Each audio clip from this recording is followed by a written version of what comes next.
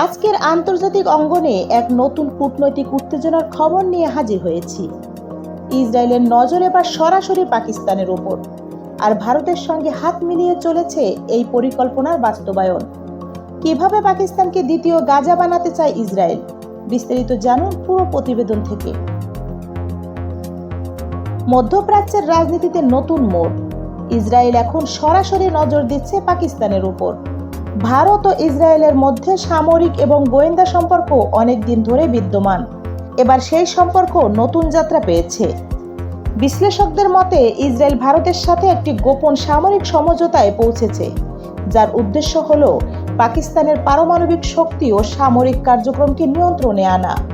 কিছু আন্তর্জাতিক গোয়েন্দা সূত্রে জানা গেছে, ইসরায়েল পাকিস্তানের অভ্যন্তরে বিদ্রোহী গোষ্ঠীগুলোর সঙ্গে যোগাযোগ রাখছে এবং এর মাধ্যমে পাকিস্তানকে দ্বিতীয় গাজা অর্থাৎ যুদ্ধবিধ্বস্ত দুর্বল রাষ্ট্রে পরিণত করার ছক কষা হচ্ছে।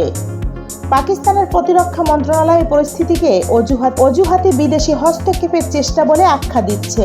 তবে ভারতের পক্ষ থেকে এখনও আনুষ্ঠানিক কোনো প্রতিক্রিয়া আসেনি। বিশ্ব রাজনীতির পরিপ্রেক্ষিতে এই নতুন অক্ষের উদ্ভবও দক্ষিণ এশিয়ার এক নতুন সংঘাতের ইঙ্গিত দিচ্ছে। বিশেষজ্ঞরা বলছেন, এই সংঘাত শুধু ভারত পাকিস্তান সীমিত থাকবে না, এর সঙ্গে যুক্ত হতে পারে চীন, আমেরিকা, এমনকি রাশিয়ার মতো শক্তিশালী খেলোয়াড়রাও। ভারত ও ইসরায়েলের এই যৌথ উদ্যোগ যদি সত্যি হয়, তাহলে পাকিস্তানের জন্য সামনে কঠিন দিন অপেক্ষা করছে। এটি কি ভবিষ্যতের আরেকটি যুদ্ধের সংকেত, নাকি কেবল কূটনৈতিক চাপ?